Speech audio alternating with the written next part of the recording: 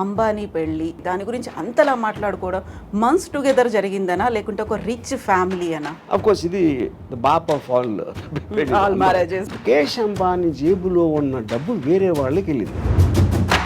లేకపోతే ఆయన మళ్ళీ బిజినెస్లో పెట్టో ఏదో రియల్ ఎస్టేట్ ప్రాపర్టీ ఇవ్వనో లేకపోతే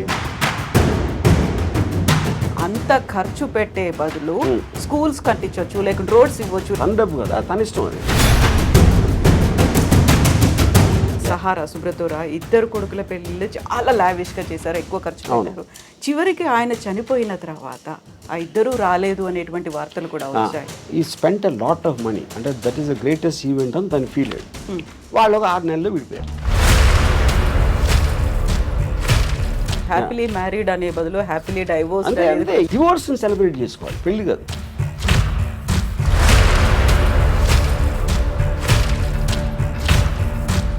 పెళ్ళికి ఎవరైనా గెస్ట్లు వస్తే వాళ్ళకి గిఫ్ట్లు ఇవ్వడమో లేకుంటే రిటర్న్ గిఫ్ట్స్ ఉంటాయి. ఇందులో మాత్రం పేమెంట్ మోడ్ అనేది కనిపించింది అనేది.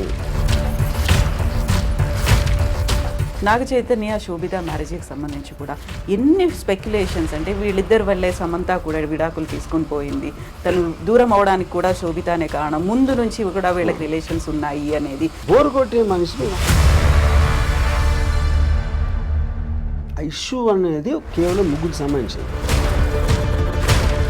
నాగార్జున గారు మీకు చాలా క్లోజ్, పెళ్ళికి పిలిచారనుకోండి వెళ్తారా? పెళ్ళిళ్ళకి చావులకి ఎప్పుడు వెళ్ళాం. స్ట్రాంగ్ స్టేట్మెంట్ కదా. అది నా ఫీలింగ్. అది శ్రీదేవి గారి మీద ఏదైనా బయోగ్రఫీ తీయాలి అంటే want her to what if end stage Ramu గారు ఎలా ఉండాలనుకుంటున్నారు, ఏం జరగాలి, ఎలా ఉంటే బాగుంటుందని? I will see the most least painful death ఏంటనేది. మీరే చచ్చిపోతున్నాను అంటే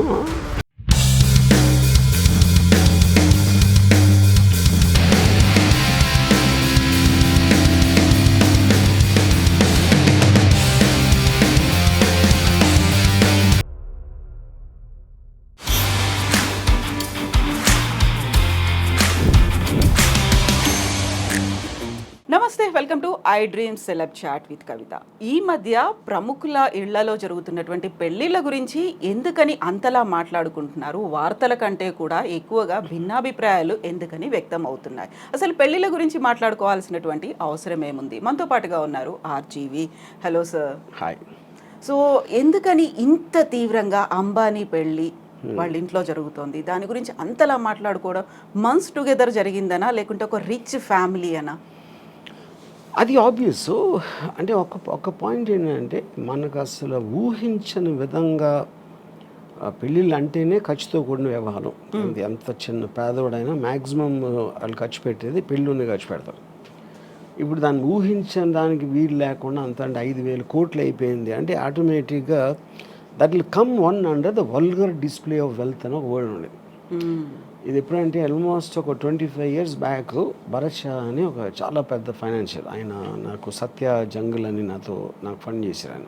యూనో ఆయన ఇంట్లో 25 years బ్యాక్ 25 కోట్లు ఖర్చు పెట్టారు ఆయన కొడుకు పెళ్ళికి.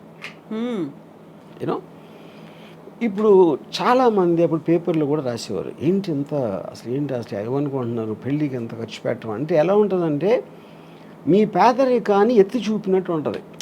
మీకు మామూలుగా ఆయనకి ఎన్ని లక్షల కోట్లు బిజినెస్లు ఉన్నాయా లేకపోతే టర్న్ ఓవర్ ఉందా అనేది ఎవరికి అర్థం కాదు. రిలయన్స్ అంటున్నా, జియో, ఇది ఆయన ముఖేష్ అంబానీ గారు ఉన్న బిజినెస్ ఆస్పెక్ట్ ఏవైతే ఉన్నాయో దానికి సంబంధించిన టర్న్ ఓవరు, ఆ స్టాక్ మార్కెట్లో వాల్యూ ఏంటి, ఆయన రిచెస్ట్ మ్యానా అనేది ఎవరికి అర్థం కాదు. అది that's two high the figures. పెళ్ళికి ఎంత ఖర్చు పెడుతున్నారు అనేది అప్పుడు మనం కూడా పెళ్లి చేస్తాం. మనం బిజినెస్ నడపట్లేదు కదా, మనకు తెలియదు, మన కంపారిజన్ ఉండదు.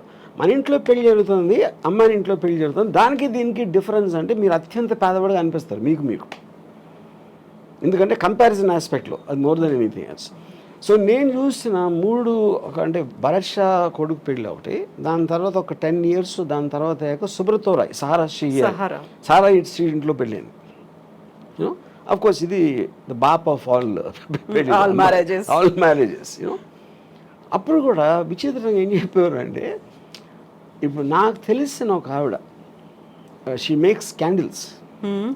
సో సారాషి పెళ్ళి విషయంలో 3 కోట్లు తన ఒక్క బిల్లు వచ్చింది. క్యాండిల్స్ కూడా తను ఒక్కదే చేయాల, చాలామంది చేశారు. అంటే అది 7-8 రోజులు అలా అయింది పెళ్ళి. అది క్యాండిల్స్కి 3 కోట్లు అంటే అసలు మనకి ఎక్కడున్నాం మనం కూడా కాదు, ఎక్కడా లేవు. అది నా పాయింట్. సో ఇప్పుడు ఏంటంటే వల్గర్ డిస్ప్లే ఆఫ్ వెల్త్ అనేది ఆ టర్మ్ ఎప్పటి నుంచో ఉంది. It's not a new term. అంటే మీరు నా దగ్గర నీకన్నా చాలా ఎక్కువ ఉందని చూపించటానికి ఒక సందర్భం క్రియేట్ చేసి, లేకపోతే మీరు ఏదో పేరెంటారు కానీ మీరు రోజు వెళ్ళి ముఖేష్ అంబానీ ఇంట్లో కూర్చోరు, ఆయన ఏం చేస్తున్నాడో తెలియదు. ఆయన పెళ్లి చేస్తున్నాడు కాబట్టి ఇమేజెస్ బయటకు వస్తాయి, దానికి సంబంధించిన వార్తలు అన్నీ. ఇప్పుడు కానీ దీంట్లో ఎప్పటికీ అర్థం కాదు ఏంటంటే, దీంట్లో ఒకవైపు నుంచి అన్ని కోట్లు ఖర్చు పెట్టి ఇంత పేద దేశంలో ఇంతమంది తినటానికి తిండి లేదు, ఇంతమందికి అసలు ఇల్లు లేదు ఉండటానికి, మెజారిటీ వాళ్ళు అలా ఉన్నప్పుడు పెళ్లి కోసం 5,000 కోట్లు ఖర్చు పెడతారా అనేది ఒకటి రావచ్చు. సేమ్ థింగ్ భరత్ భాయ్ అప్పుడు కూడా వచ్చింది. అప్పుడు భరత్ భాయ్ నాకు చాలా ఇంట్రెస్టింగ్ ఇది చెప్పారు. ఫస్ట్ టైం నాకు డబ్బు అనేది ఏంటని అప్పుడు అర్థమైంది నాకు. తను ఏమన్నారంటే ఖర్చు పెట్టడం అంటే ఏంటి అసలు అర్థం? ఖర్చు పెట్టడం అంటే నా దగ్గర ఉన్న డబ్బు నా కొడుకు పెళ్లి సందర్భంగా ఆనందంతో వేరే వాళ్ళకి ఇచ్చేస్తున్నా, అది దానం కిందకు వస్తుంది అన్నాడు. దుబారా ఖర్చు కాదు. ఎందుకంటే అదే 25 కోట్లు నేను ఒక ల్యాండ్ కొనుక్కుంటే ఎవరికి ప్రాబ్లం లేదు, ఆ ల్యాండ్ వాల్యూ 1000 కోట్లు అవ్వచ్చు 25 ఏళ్ళకి. కానీ అప్పుడున్న 25 కోట్లు నేను వేరే వాళ్ళకి ఇచ్చింది. ఎవరికి ఇస్తారు? ఖర్చు అంటే ఏంటి అసలు మీనింగు? వర్కర్స్కి ఏదో ఆభరణాలు చేశారు, ఏదో చేశారు, గెస్ట్లను పిలిచారు, తిండి పెట్టారు, ఇది చేశారు, ఇలాంటివి అన్నీ కలిపే కదా. అంటే ముఖేష్ అంబానీ జేబులో ఉన్న డబ్బు వేరే వాళ్ళకి వెళ్ళింది. అంటే అది యాక్చువల్గా మెచ్చుకోవాల్సిన విషయం ఇన్ వే. లేకపోతే ఆయన మళ్ళీ బిజినెస్లో పెట్టో ఏదో రియల్ ఎస్టేట్ ప్రాపర్టీ కొనో లేకపోతే ఏదో కొని ఇంకా ఎక్కువ అవుతుంది అంతే. అందుకని సర్క్యులేట్ అవుతుంది అది యాక్చువల్గా that is the whole point. So ఇప్పుడు డబ్బులు ఎప్పుడు పోవు, ఒక్క జేబు నుంచి ఇంకో జేబుకి మారుతాయి. ఒక చిన్న ఎగ్జాంపుల్, చాలామంది చిన్న ప్రొడ్యూసర్లు వచ్చి లేకపోతే ప్రొడ్యూసర్ ఎంత డబ్బులు పోగొట్టుకుంటారు అనుకుంటారు. ఎంత పోగొట్టుకుంటారంటే గాల్లో వెళ్ళిపోలేదు కదా, ఏం కాలిపోలేదు, వేరే జేబులోకి వెళ్ళి అతని దగ్గర ఉన్నాయి. అతను ఏదో ఒక విజన్తో వచ్చాడు, ఆ విజన్ కోసం పని చేయడానికి ఎంతో 100 మందికో 200 మందికో డబ్బులు ఇచ్చాడు అందరికీ. వాళ్ళందరూ పని చేశారు, ఆ విజన్ ఫెయిల్ అయింది ఒకడే, అది మిగతా వాళ్ళ దగ్గరికి. That is what is called distribution of wealth, redistribution of wealth వస్తుంది అది concept. So coming back to the marriage, ఇది ఇప్పుడు మీరు ఒక స్పెక్టికల్ క్రియేట్ చేశారు. పెళ్ళి అంటే ఇదిరా అసలు ఏషియాలోనే ఇప్పుడు maybe I don't know in the world, అంటే ఈ షేక్ లీలో చేస్తుంటారు నాకు తెలీదు. But this must be the most expensive marriage apart from ఈ కింగ్స్ క్వీన్స్ అలాంటి దగ్గర ఉందేమో నాకు తెలియదు. మోడర్న్ హిస్టరీలో this must be the most expensive. కానీ మోస్ట్ ఎక్స్పెన్సివ్ అన్నది నేను ఇందాక ఎగ్జాంపుల్ ఇచ్చినట్టు 5,000 కోట్లు ఆయన దానం ఇచ్చాడు, అది ఆయన చేసింది. అయితే మీరు దీన్ని ఈ రకంగా దానం అన్నప్పటికీ కూడా అంత ఖర్చు పెట్టే బదులు స్కూల్స్ కట్టించవచ్చు, లేకుంటే రోడ్స్ ఇవ్వచ్చు, లేకుంటే విలేజ్ డెవలప్మెంట్ అదే నా పాయింట్.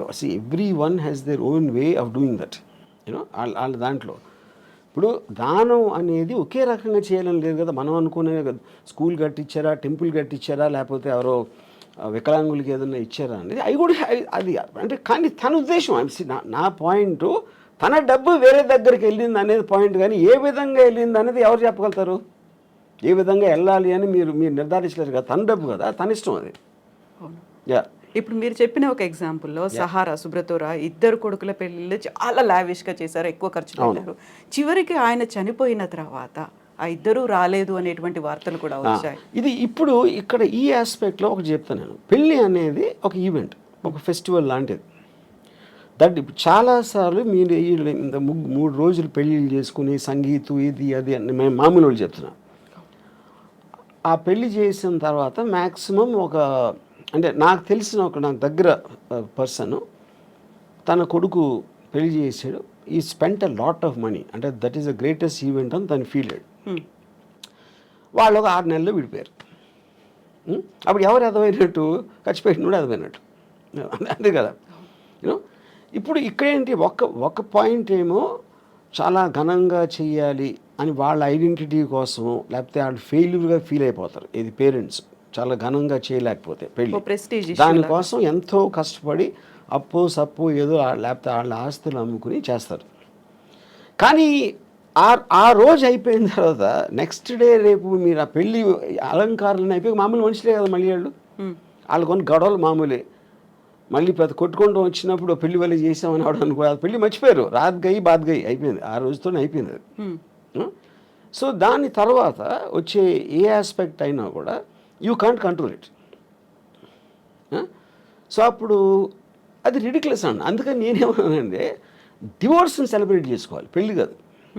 ఇది ఎందుకంటే పెళ్ళి అనేది మీరు ఒక అన్నోన్ టెరిటరీలోకి వెళ్తున్నారు, అంటే ఆల్మోస్ట్ జైలు లాంటిది. అది నిబంధనలు ఉంటాయి, మీరు అంతకుముందు ఉన్నంత ఫ్రీగా ఉండలేరు.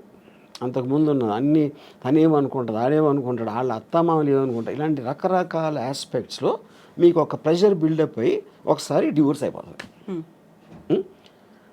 డివోర్స్ అయినప్పుడు ఏంటి, మీరు మళ్ళీ జైలు నుంచి బయటకు వచ్చేసినట్టు. That is more cause for celebration అనేది. ఇది ఒక స్టూపిడ్గా పెళ్ళిని సెలబ్రేట్ చేసుకుంటారు అందరూ.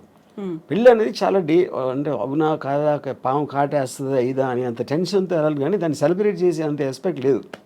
ఎస్పెషలీ మీరు డివోర్స్ రేట్ ఎంత పెరిగిపోతున్న రోజుల్లో, ఆల్మోస్ట్ 60-70% వెళ్తుందని మొన్న ఎవరు చెప్పినారు. So which means the institution it self is failing. అలాంటి సందర్భంలో మీరు అదొక పెద్ద మీ జీవితంలో జరిగిన ఘనకార్యం లాగా ఫీల్ అయిపోయి పెళ్లి చేసుకుంటాం అనేది నా దృష్టిలో చాలా స్టూపిడ్. అది ఇలా ఎంత ఇదిగా ఈ మధ్య కాలంలో అలాంటి ట్రెండ్ కూడా కనిపిస్తుంది. హ్యాపీలీ మ్యారీడ్ అనే బదులు హ్యాపీలీ డైవోర్స్. అంతే అంతే ఈ మధ్య కాలం ఎప్పుడు అంతే. ఇప్పుడు నేను నా డివోర్స్ అయ్యి ఆల్మోస్ట్ 25 years పైన. కాకుండా మీకు సంబంధించి కూడా ఒక క్వశ్చన్ వచ్చింది కదా, మీరు హ్యాపీగా మ్యారేజ్ చేసుకున్నారు, 25 yearsకి పెళ్లి చేసుకున్నారు, ఆ టైంలో అనుభవించాల్సింది, ఒక ఫ్యామిలీని రన్ చేయాల్సింది అంతా చేసిన తర్వాత ఇప్పుడు డైవోర్స్ తీసుకొని ఇప్పుడు మాట్లాడడం హ్యాపీగా రన్ చేసిన ఎవరు సపోజ్ చేస్తున్నారు? See, when you're taking a decision, you don't know the result. నేను సినిమా తీసినప్పుడు అది ఫ్లాప్ అవుతుందని నాకు తెలియదు కదా. సినిమా తీసినప్పుడు బాగుంటుందా అనుకుని తీస్తా, అది ఫ్లాప్ ఎప్పుడు అవుతుంది, రిలీజ్ అయ్యాక. సో పెళ్ళి బాగుంటుందని పెళ్ళికి ముందు అనుకుంటాం, పెళ్ళి ఫ్లాప్ అయిన తర్వాత ఇంకా పెళ్ళి హ్యాపీగా ఉంటుంది. బట్ అందరి ఎక్స్పీరియన్సెస్ ఒకలా ఉండవు కదా. ఒకలా ఉండవు. Of course I'm not generalising this, but the amount of people, number of people in today's times especially, అప్పుడు లేదని కాదు, అప్పుడు ఉంది డివోర్స్ అనేది కొత్తది ఏమి కాదు. You know it is rising much more, which basically for the reasons maybe the women, అంటే ప్రతి మనిషి ఒక ఇండిపెండెన్స్ కోరుకుంటాడు. ఇంకొకళ్ళ కోసం వాళ్ళ కోరికలు కానీ వాళ్ళు చేయాలనుకుంటున్నాయి జడ్జిమెంటల్గా అవ్వటానికి ఎవరు ఇష్టపడరు. మ్యారేజ్లో అది కంపల్సరీ అయిపోతుంది. నా భార్య ఎలా ఉండాలి, నా భర్త ఎలా ఉండాలి, ఎందుకు నన్ను సినిమాకి తీసుకెళ్ళట్లేదు, ఎందుకు అది కాన్స్టెంట్గా ఒక పర్సన్ మీద మీ హ్యాపీనెస్ని వదులుతున్నారు మీరు. ఆ ప్రెషర్ తట్టుకోలేక it will lead to the divorce finally, which will be the most common reason. Incompatibility. Divorce అనేది అరేంజ్డ్ మ్యారేజ్లో కనిపిస్తుందా, లవ్ మ్యారేజ్లో? లవ్ మ్యారేజ్లో ఎక్కువ అవటానికి ఛాన్స్ ఉంది డివోర్స్. దానికి కారణం ఏంటంటే లవ్లో ఎక్స్పెక్టేషన్స్ ఎక్కువ ఉంటాయి. ఇప్పుడు పెళ్ళికి ముందు నువ్వు లేకపోతే నేను బతకలేను, నువ్వే నా జీవితం, ఇలాంటి డైలాగ్స్ అన్నీ వాడతాడు. అది నిజంగా అతను ఫీల్ అవ్వచ్చు కూడా ఆ టైంలో, బట్ తర్వాత ఇంటెన్సిటీని మీరు కంటిన్యూ చేయటం అనేది చాలా ప్రాబ్లం అవుతుంది అదే డిగ్రీలో. So you start taking each other అనే గ్రాంటెడ్ లెవెల్లో. అప్పుడు అమ్మాయి విల్ ఫీల్ బిట్రేడ్, అప్పుడు అలా అన్నాడు ఇప్పుడు ఇలా చేస్తున్నాడు అనేది. Similar it can be the reverse. What ever అమ్మాయి అప్పుడేముంది ఏంటి, what ever it is, you know. Know that is a separate topic. So ఆ టర్మ్స్లో మ్యారేజ్ అనేది బ్రేక్ అవ్వటానికి ఎక్కువ ఛాన్సెస్ ఉందని మనకు అర్థమైనప్పుడు, more than majority of the కేసెస్లో, అప్పుడు పెళ్ళి అనే ఇన్స్టిట్యూషన్ ఇంత పెద్ద సీన్ చేయటం అనేది నాకు యూనో నా ఆనెస్ట్ ఫీలింగ్ ఏంటంటే, ఇప్పుడు అంటే Ambani is an exceptionally rich person, and దాన్ని మనం we cannot do it as a bench mark for otherwise marriages. నా పర్సనల్ ఫీలింగ్లో పెళ్ళికి అయిన ఖర్చు మొత్తం కూడా వీళ్ళకి ఇచ్చేయాలి, ఎవరైతే పెళ్ళి చేసుకుంటున్నారో. Whatever they can rise, వాళ్ళు దాంతో వ్యాపారం చేసుకుంటారా, అనుభవిస్తారా, హాలిడేకి వెళ్తారా, అది వాళ్ళు ఖర్చు పెట్టారు. కానీ అడ్డదడ్డంగా లేనిపోవడం అందరు పెట్టి వాళ్ళకి భోజనాలు పెట్టేసి అది చేసి డెకరేషన్లు చేసి వేరే వాళ్ళ మీద వేస్ట్ చేయటం అనేది I feel it's a mistake. ఇప్పుడు అంబానీలు అనంత్ అంబానీ పెళ్ళైన తర్వాత బోల్డ్ అంతమంది ఫారెన్ సెలబ్రిటీస్ సింగర్స్ వాళ్ళందరికి వచ్చారు. అక్కడ ఒక కండిషన్ పెట్టారు, మన ఇండియన్ అటైర్, ఇండియన్ ట్రెడిషనల్ డ్రెస్లో కనిపించాలని. సో దట్ వీళ్ళు అంబానీ ఫ్యామిలీ అంతా మన ట్రెడిషన్ని, మన కల్చర్ని విశ్వవ్యాప్తం చేస్తున్నారు, అందరికీ మన విలువను గొప్పదనాన్ని చెప్తున్నారు అనేటువంటి ఒక కాన్సెప్ట్ కూడా కనిపించింది అక్కడ. అలా వాదించే వాళ్ళకి ఏం అంటే ఇప్పుడు అది మీకున్న పవర్ మీరు ఎగ్జిబిట్ చేస్తున్నారు. మా దానికి అంటే మీరు ఏ ఫెస్టివల్కి పిలిచినా ఎక్కడ పిలిచినా always they will call about attire. ఎలాంటి డ్రెస్ చేసుకుని రావాలి, దాని పర్టికులర్ దానికి సూట్ అవ్వడానికి. అంటే ఇప్పుడు జస్టిన్ బీబర్ని లేకపోతే ఎవరినో ఇండియన్ అటైర్ చేస్తే అది అయిపోయిందా? అది it's a part of the payment process. మీకు ఎంత డబ్బు ఇస్తాం, మా దగ్గరకు వచ్చి ఇది చేయాలి, ఈ బట్టలు వేసుకోవాలి, ఇలాంటివి చెప్తే చేస్తారు. Which is the reason they are hide for. Like film actor, ఒక యాక్టర్ యాక్ట్ చేసిన మాత్రాన అదే అతనే క్యారెక్టర్ అవ్వడు కదా. So I think it is just ఏదో చెప్పుకోవటానికి అది ఉంటుంది.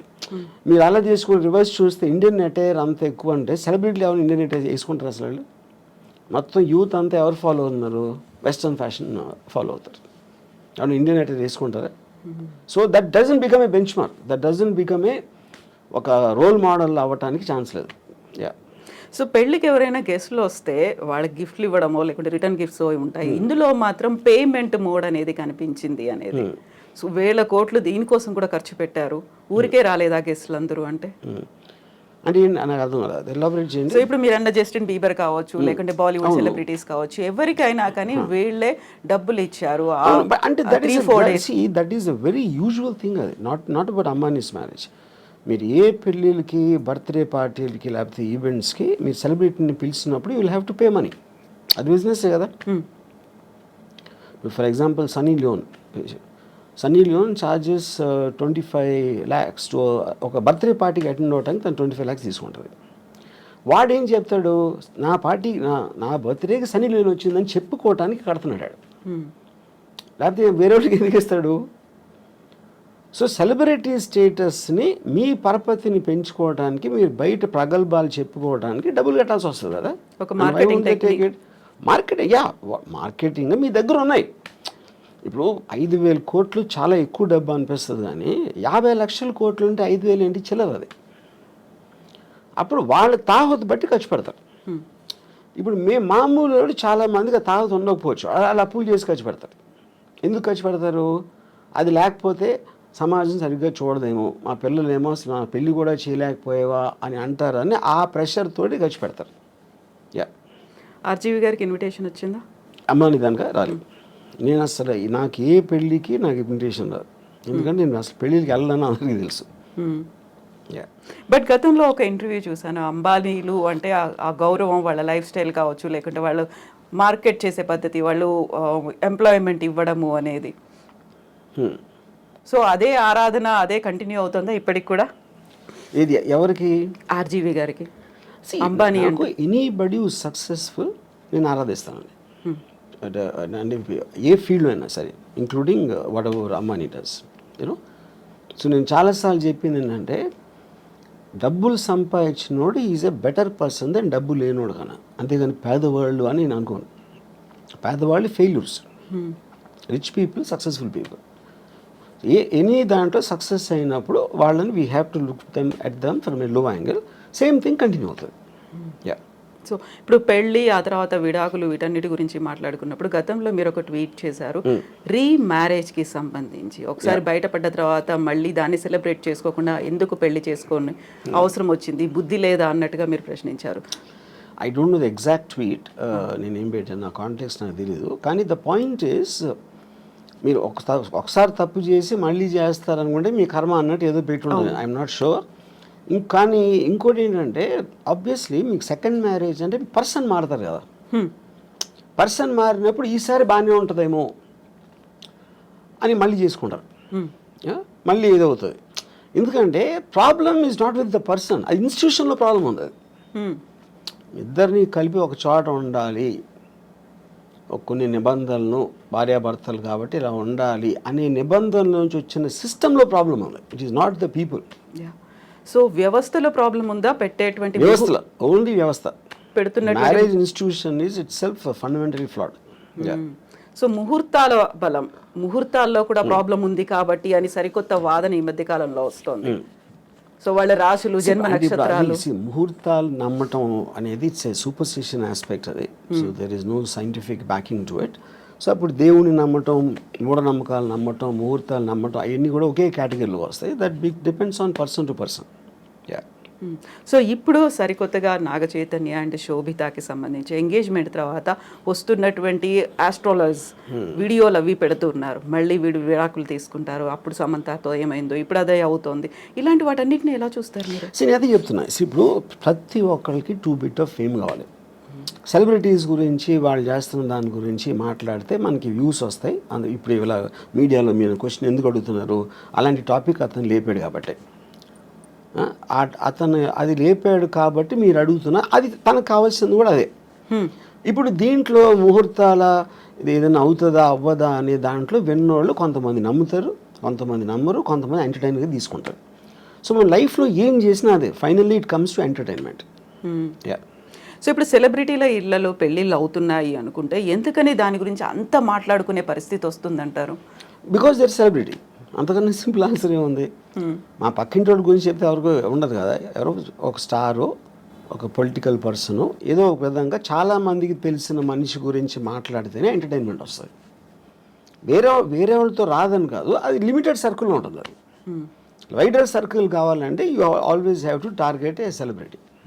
సో పెళ్లి వ్యవస్థకు సంబంధించి అవుతున్నటువంటి లోపం, ఎక్కడ లోపం ఉంది అంటే వ్యవస్థలోనే లోపం ఉంది. ఎలా ఉండాలంటారు? నేను అదే చెప్తున్నాను. వ్యవస్థలో ఉందంటే మనకున్న ఇండిపెండెన్స్, మనకున్న మైండ్ సెట్లో ఇద్దరిని కలిపి ఒక చోట ఉంచటం, అది పెళ్ళి అనే పేరుతోటి వాళ్ళని బంధించడం అనేది that is where the problem comes. ఇప్పుడు ఒక ప్రాబ్లం ఏమొస్తుంది, ఇప్పుడు హస్బెండ్ ఉన్నాడు అనుకోండి, హీ నోస్ హిజ్ రిలేటివ్స్, ఆ పేరెంట్స్ అవ్వచ్చు, తన సిస్టరు, వీళ్ళు ఇంట్లో చేసే పని వాళ్ళు ఉంటారు, అందరూ కూడా ఇప్పటి నుంచో తెలుసు. కొత్తగా వచ్చిన అమ్మాయికి వాళ్ళు తెలియదు. అప్పుడు వీడికి వాళ్ళ మీద ఉన్న అభిప్రాయాలు సేమ్ అభిప్రాయాలు అమ్మాయికి రాకపోవచ్చు, which is one of the big reasons why the daughter in law versus the family ఎందుకు ఉంటుంది అంటే అదొక point. And it is naturally understandable. అది నేను గబుక్కుని మిమ్మల్ని కలిస్తే మీ మీద నాకున్న అభిప్రాయానికి, మిమ్మల్ని మీ గురించి ఎప్పటి నుంచో తెలిసిన వాళ్ళకి అభిప్రాయానికి ఎలా సింక్ కుదురుతుంది? అప్పుడు ఎక్స్పెక్ట్ చేయటం తప్పది. సో ఇది ఒక ఎగ్జాంపుల్ చెప్తాను. రెండో ఎగ్జాంపుల్, ఇప్పుడు నాకు తెలిసిన ఒక అమ్మాయి, she wanted to get divorce. ఏంటి ప్రాబ్లం అంటే, I find him very boring, which is a good enough reason. Bore కొట్టే మనిషి, మీరు మామూలుగా నేను బోర్ కొడితే మీరు వెళ్ళిపోతారు, కాసేపు హలోరు మాట్లాడి వెళ్ళిపోతారు, నేను వెళ్ళిపోతాను. కలిసే ఉండాలి అంటే బోర్ కొట్టించి కొడితే ఎలా సాధ్యం అది? She might find something else more interesting, someone else more interesting. అప్పుడు మీ లైఫ్ మీకోసమే బతకాలి అని ఒక అండర్స్టాండింగ్ మీకు వచ్చినప్పుడు, ఇంకొకళ్ళ కోసం నా లైఫ్, నా టైము నేను సాక్రిఫైస్ చేయను. ఆ ఇండిపెండెన్స్లోంచి వస్తుంది ఆ బ్రేక్అవే అనేది. సో మ్యారేజ్ అనేది ఒరిజినల్గా క్రియేట్ చేసినప్పుడు ఓకే, భర్త భార్య ఇద్దరు వాళ్ళ పిల్లలుగా అంటారు, పిల్లల్ని పెంచుతారు, చదివిస్తారు, వాళ్ళు ఏదో చేస్తారు. ఫ్యామిలీ ఆస్పెక్ట్ అనేది సొసైటీ కోసం చేసింది, ఇండివిజువల్ కోసం చేసింది కాదు. ఎప్పుడైతే ఇండివిజువల్ ఫ్రీడమ్ అనేది పెరగటం పెడితే ఇలాంటి ఇన్స్టిట్యూషన్స్ అని కనబలేకపోతాయి.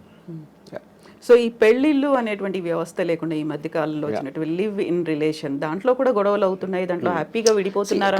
కరెక్ట్. ఇప్పుడు పెళ్ళి అనేది వేరే వాళ్ళకి చెప్పడానికి, లివ్ ఇన్ రిలేషన్షిప్ అనేది వాళ్ళిద్దరికి ఉన్న పర్సనల్ ఆస్పెక్ట్. అది that's only difference.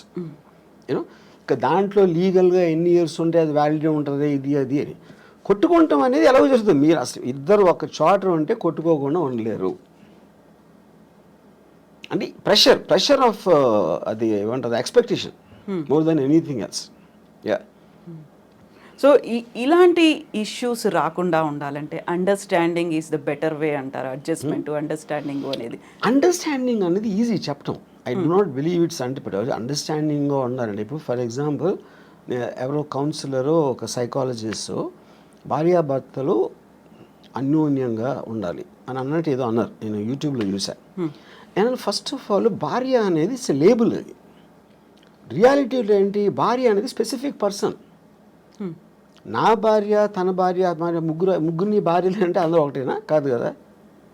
The people are different. వాళ్ళ బిహేవియరు, యాటిట్యూడు, వాళ్ళకున్న ఇండివిజువల్ ఇష్యూస్, ఇలాంటివన్నీ కేస్ టు కేస్ చూడాలి. కానీ అందరినీ కలిపి లేబుల్ వేసి భార్యాభర్తలు అన్యోన్యంగా ఉండాలంటే జనరలైజ్ చేయడం జనరలైజ్ చేయడం అనేది మీనింగ్ లేదు. మీ భార్యని బాగా చూసుకో అంటే మీరు చెప్పారనుకోండి, ఇప్పుడు నా భార్య మీ భార్య కాదు, అప్పుడు మీరు ఎలా ఇస్తారు ఆ సలహా? అది ఏమి తెలియకుండా ఇష్యూ అది, you know.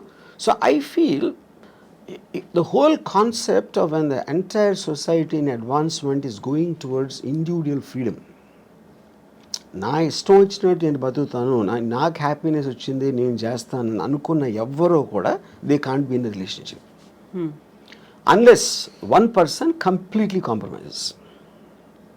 One person completely succumb అయిపోతే ఏదో అట్లీస్ట్ ఓకే అది. సో మనకున్నటువంటి కానీ ఒక పర్సన్ కంప్లీట్గా సకంబ్ అవ్వటానికి ఎందుకు సకంబ్ అవ్వాలి నేను వేరే వాళ్ళకి అన్నది కదా. మీ ఫ్రీడమ్ మీకు ఉంది, మీ ఇండిపెండెన్స్ మీకు ఉంది.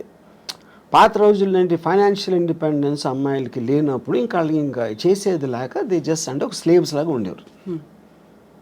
నేను ఇప్పుడు రెబెల్ అయినా కూడా నాకు వేరే గతి లేదు అనుకున్నప్పుడు they will bear with whatever is there for them. Yeah. So అలాంటి పరిస్థితుల్లో అడ్జస్ట్ అయిపోయి ఇంకా బయటకు వచ్చినా నేను బతకలేను అండ్ సమాజం నన్నే అంటుంది అనేటువంటి ఒక ఒపీనియన్ కూడా ఉంటుంది ఆ టైంలో. బట్ ఇప్పుడు మనం ఉన్నటువంటి సమాజం కావచ్చు, మన వ్యవస్థలో ఒంటరిగా ఉంటే భవిష్యత్తు ఏంటి, ఆ తర్వాత నెక్స్ట్ ఎవరు చూస్తారు? ఒక ఫ్యామిలీ అయితే పిల్లలు చూస్తారు, లేకుంటే రిలేటివ్స్ చూస్తారు, భార్య చూస్తుంది, భర్త చూస్తాడు, ఇలాంటి బోల్డ్ అని కాన్సెప్ట్స్ పెట్టుకొని అడ్జస్ట్ అవుతున్న వాళ్ళు ఉన్నారు. మన ఫ్యామిలీల కన్నా పనులు బాగా చూస్తారు, నర్సులు బాగా, ఎందుకంటే జీతం తీసుకుని వాళ్ళు పని ఏమేం కావాలని చేస్తారు. పిల్లలు బాగా చూసుకుంటారా అనేది మనకి ఎప్పుడు Badipantulu cinema black and white డేస్లో వచ్చింది, అక్కడి నుంచి కూడా లేదు, అది ఎవరు నమ్మరు. ఫస్ట్ భార్య బాగా చూసుకోవడం అనేది ఆబ్లిగేషన్ క్రియేట్ అవుతుంది. నేనే అన్నీ చూసుకుంటున్నాను, మీకు ఇన్నాళ్ళకైనా నా వాల్యూ తెలిసిందా అని నష్టపెట్టి చంపేస్తారు. అప్పుడు ఆ గిల్ట్ ఫీలింగ్ చచ్చిపోతాడు. అసలు అతనికి వచ్చిన వేరే జాబ్ అయితే ఇలాంటి ఆస్పెక్ట్లో. Anyway I'm just taking it a little jocular. But నా పాయింట్ ఏంటంటే నేను ముసలోడిని అయినప్పుడు నాకు చూసుకోవటానికి ఎవరో ఒకళ్ళు ఉంటారా అనే రీజన్ తోటి భూమి మీద ఎవడో పెళ్లి చేసుకోడు. ఆ రీజన్ తోటి ఏదో ఎప్పుడో 20, 30, 40 సంవత్సరాల తర్వాత వచ్చే ప్రాబ్లమ్ని దృష్టిలో పెట్టుకుని. ఇప్పుడు ఫ్యామిలీ అంటే ఫ్యామిలీలోనే చాలాసార్లు గొడవలు అవుతాయి, బ్రదర్స్ మధ్యన ఉంటాయి. మనం చెప్పుకొని అనిల్ అంబానీ ధీరుభాయ్ అంబానీ కొట్టుకుని చచ్చిపోయాడు. అప్పుడు ఇంక ఫ్యామిలీ ఏంటి మీనింగు? ఫ్యామిలీలోనే అసలు మీకు మ్యాక్సిమం ప్రాబ్లమ్స్ ఉండేది ఫ్యామిలీ వల్ల, బయట వాళ్ళ వల్ల ఉండదు. ఫ్యామిలీ వల్ల ఎందుకు ఉంటుందంటే మీకు బాగా తెలుసు అక్కడి నుంచి బిట్రేలు వస్తే మీరు తట్టుకోలేరు, దాని నుంచి ఈ పక్కన మా మదర్ వీళ్ళందరూ సర్ది చెప్పడానికి మొత్తం అన్నీ జరుగుతాయి. అందరు ఫ్యామిలీస్ ఉంటాయి కదా. ఫ్యామిలీ డిస్ప్యూట్స్, ఫ్యామిలీ కోర్ట్స్లో ఉన్నంత రష్ ఎక్కడ ఉండదు. యా. సో ఫ్యామిలీ మీ ప్రాబ్లమ్స్ క్రియేట్ చేస్తుంది అనుకుంటాం కన్నా బుద్ధి తక్కువ పని ఉండదు. అప్పుడు ఏంటి మీకు మిగిలింది? మీ ప్రాబ్లమ్స్ మీరు చూసుకోండి. అది. అయితే ఇక్కడ మనస్తత్వాల వల్ల అభిప్రాయ భేదాలు వస్తున్నాయా, లేకుంటే దేని వల్ల వస్తున్నాయి అడ్జస్ట్మెంట్ అనేది లేకపోవడం వల్ల? ఇక్కడ పాయింట్ ఏంటంటే మనిషికి ఉన్న ఒక ఈగోలో ఎప్పుడు తనే రైట్ అనుకుంటాడు. తనే రైట్ అని బతకపోతే తనకు పర్సనాలిటీ ఉండదు. అప్పుడు భార్య చేసే దాంట్లో తప్పులు పడటం, అదే భార్యకి భర్త చేసే దాంట్లో తప్పులు, అదేంటి అలా చేశారు, అదేంటి ఇది అంటే కాన్స్టెంట్గా మీరు చేస్తున్న దానికి క్వశ్చన్ చేస్తున్నారు, ఒక ప్రెజర్ పెడుతున్నారు, లేకపోతే తిడుతున్నారు. ఇలాంటివి చేస్తున్నప్పుడు ఆటోమేటిక్గా you want to break away from that kind of any kind of A force. A human being wants to break away from force. ఆ ఫోర్స్ మీరు ఎమోషన్ నుంచి వచ్చిందా, ఫిజికల్గా వచ్చిందా, లేకపోతే సొసైటీ పరంగా వాళ్ళ అంటే చుట్టూ ఉన్న వాళ్ళు ఏమనుకుంటారు, లేకపోతే పేరెంట్స్ ఏమనుకుంటారు, ఇలాంటి రకరకాల ఆస్పెక్ట్స్లోంచి ఆ ప్రెజర్ ఉంటుంది. అది కొంతమంది సకంబ్ అయ్యి ఇంకా చచ్చినట్టు అలా బతికేస్తూ ఉంటారు. చాలామంది ఇష్టం లేకుండా బతుకుతారు, ఇష్టం లేకుండా సంసారం చేస్తారు. అందుకని మీకు పెళ్లి మీద అన్ని జోకులు ఎందుకు ఉంటాయి ఎప్పుడు? Because of that, you know. So ఇప్పుడు మీడియా ఒకటి యాడ్ చేసింది ఈ రాజ్ తరుణ్ విషయంలో. కానీ మొన్న జరిగిన దువ్వాడ శ్రీనివాసు వైసీపీ ఎమ్మెల్సీ ఎవరు, ఇప్పుడేంటి సడన్గా రాంగ్డ్ పార్టీ అనుకుంటే భార్యకి ఏంటి, భార్య అనే టైటిల్ వచ్చింది కాబట్టి ఆవిడే రైట్ అనుకుంటారు. నా భర్త వేరే వాళ్ళతో ఉన్నారు అని చెప్పి అక్కడ పిల్లలు కూడా అక్కడ ఇన్వాల్వ్ ఆ అయ్యి పిల్లలు కూడా ఇన్వాల్వ్ అయ్యి మీడియాకి వస్తున్నారు. And media will love it. ఎందుకంటే పక్క ఇంట్లో వాళ్ళ గొడవలు అంటే మనకు మహాప్రీతి, రసగుల్లా కన్నా బాగుంటుంది వినటానికి అది. సో అప్పుడు ఇక్కడికి వస్తే ఈ ప్రెషర్ ఎంతో కొంత పోలీస్ మీద కూడా ఉంటుంది. ఇప్పుడు దాంట్లో కేసు ఉందా లేదా కూడా తెలియదు. కేసు ఉందా లేదా పెడతారా అసలు దానికి ఏమన్నా ఒక లాజికల్ కంక్లూజన్ వస్తుందా అని లోపల 1 month మీడియాకి టైం పాస్ అయిపోతుంది. దాని తర్వాత ఒక రోజు టక్కని మర్చిపోతారు దాన్ని, ఇంకో కేసు వస్తుంది. I feel that is going to be the నామ్. ఇప్పుడు రాజ్ తరుణ్ కేసు ఇన్ఫ్లుయెన్స్ ఎంతో కొంత ఆవిడ తీసుకుని ఉంటారని నా ఫీలింగ్. ఎందుకంటే మీడియాలోకి వస్తే, ఎందుకంటే మీరు ఎవరు చెప్తారు, మా అయితే పక్కింటికి చెప్తారు, మీ పక్క వాళ్ళకి చెప్తారు, వెనకాల మీడియాకి చెప్తే మీకు మొత్తం పబ్లిక్లోకి వెళ్ళిపోతుంది కదా. పబ్లిక్ కూడా ఎంటర్టైన్మెంట్ కోసం, వాళ్ళకి ఎవరి మీద జాలి ఉండదు, ఏమీ ఉండదు. వాళ్ళు చేసుకునే పనులు, వాళ్ళ గొడవల మధ్యలో ఇది కూడా ఒకసారి కొంచెంసేపు యూట్యూబ్లో చూస్తారు, అంతకన్నా ఏం ఉండదు అక్కడ ఎఫెక్ట్. సైకలాజికల్గా వాళ్ళకు మాత్రం ఏదో రాష్ట్రం అంతా తెలిసిపోయింది, అందరూ మన గురించి మాట్లాడుకుంటున్నారు, నాకు వీళ్ళు సపోర్ట్ చేస్తున్నారు, వాళ్ళు సపోర్ట్ చేస్తున్నారని అదొక కామెడీ డ్రామా బేసిక్గా ఫైనల్గా. సో అక్కడ సింపతియా, జాలియా, లేకుంటే మీరు అన్నట్టుగా కామెడీ డ్రామా, ఇవన్నీ కాకుండా ఉండేటువంటి కొన్ని ఎమోషన్స్ అనేవి ఉంటాయి, ఒక రెస్పాన్సిబిలిటీ అనేది ఉంటుంది. మనకి తెలియటానికి ఛాన్స్ లేదన్న. Everybody has emotions. ఎవరికి ఉండవు ఎమోషన్స్? ఇప్పుడు ఆవిడేమో నేను కారు గుద్దేసి నేను చచ్చిపోతానని ఆవిడ అంటారు, ఇవేమో మెట్ల మీద కూర్చుని ఏడ్ చేసి కూతుర్ని పట్టుకుని ఆయనేమో వాళ్ళకి ఎంత చేశాను అంటాడు. ఇప్పుడు వీళ్ళు ముగ్గురులో ఎవరు కరెక్ట్ అని ఎలా చెప్తారు మీరు? అప్పుడేంటి మీ సోషల్, పెళ్ళి అయింది కాబట్టి భార్య, పెళ్ళి కాలేదు కాబట్టి ఏదో వాట్ ఎవర్ దట్ ఉమెన్, మీరు ఈ లేబుల్స్ పెట్టేసి దాన్ని బట్టి జడ్జ్ చేస్తున్నారు మీరు. How is it right? ఇప్పుడు ఎమోషనల్గా ఒక పాయింట్ వాళ్ళు ఎందుకో కనెక్ట్ అయ్యారు. అప్పుడేంటి పెళ్ళి చేసుకున్నాక ఇంకొక అమ్మాయితో ఉండకూడదు అనేది మారల్ ఇష్యూవా, లీగల్ ఇష్యూవా, సోషల్ ఇష్యూ, ఏం ఇష్యూ అది పర్సనల్ ఇష్యూ యాక్చువల్గా. యూనో పర్సనల్ ఇష్యూలో మరి సొసైటీ వెళ్ళి ఏలు పెడితే అంటే దానికి మీనింగ్ ఏముంది ఇంకప్పుడు? ఇప్పుడు ఆవిడ ఏడుస్తున్నారు, ఇంట్లో ఏం చేస్తున్నారు మనకేం తెలుసు? ఇప్పుడు లావణ్య గారు ఉన్నారు, మీరు 5 చూస్తే 5 డిఫరెంట్ పర్సనాలిటీస్ ఉంటాయి. ఏ పర్సనాలిటీ నిజమైన లావణ్య అంటే తెలుస్తుంది మీకు? యూనో రాజ్ తరుణ్ ఒకటి తెలుస్తుంది, రాజ్ తరుణ్ ఏంటో ఆ అమ్మాయి ఒకటి, వాళ్ళిద్దరికి తప్పిస్తే బయట ఉన్న ఎవ్వరికీ తెలియడానికి ఆస్కారం లేదు. మీరు ఒక ఇంట్లో ఉమ్మడి కుటుంబంలో కూడా బెడ్రూమ్లో భర్తకి భార్యకి ఏం జరుగుతుందని మిగతా ఫ్యామిలీకి తెలియడానికి కూడా ఆస్కారం లేదు. అదంత పర్సనల్ ఇష్యూ అది. సో ఇప్పుడు సరికొత్తగా అడల్టరీ సుప్రీంకోర్టు తీర్పునిచ్చింది, ఇలాంటివన్నీ కూడా యూస్ చేసుకొని లివింగ్ ఇన్ రిలేషన్, వీటన్నిటి గురించి మాట్లాడి వాదించుకోవడం అనేది కూడా బాగా పెరిగింది కదా. వీటన్నిటిని ఎలా చూస్తారు మరి మీరు? That's what I'm saying.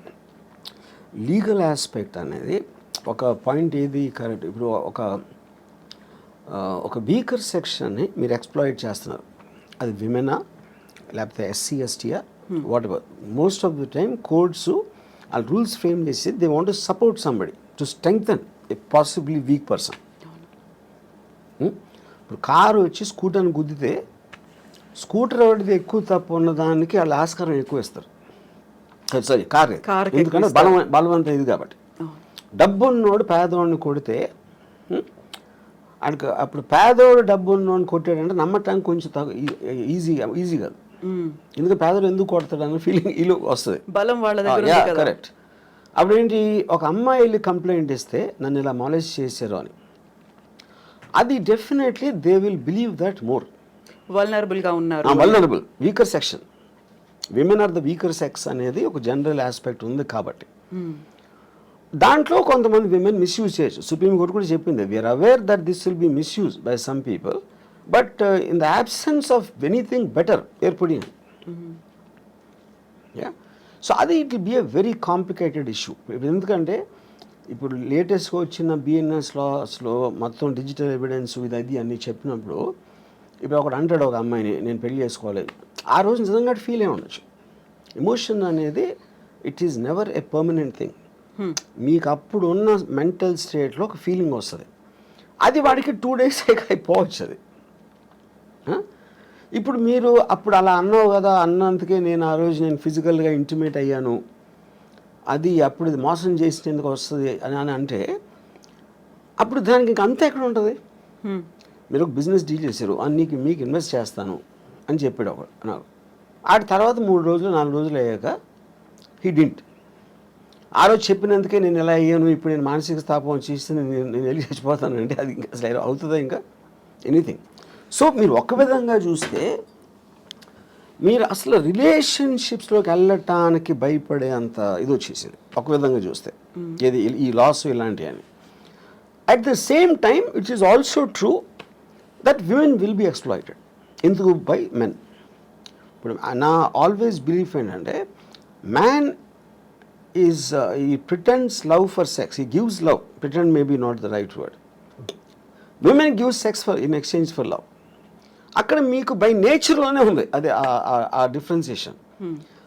ఆ న్యాచురల్ ఇన్స్టింక్ట్ని కర్బ్ చేయడానికే మీకు legal system, moral system, social systems వస్తాయి.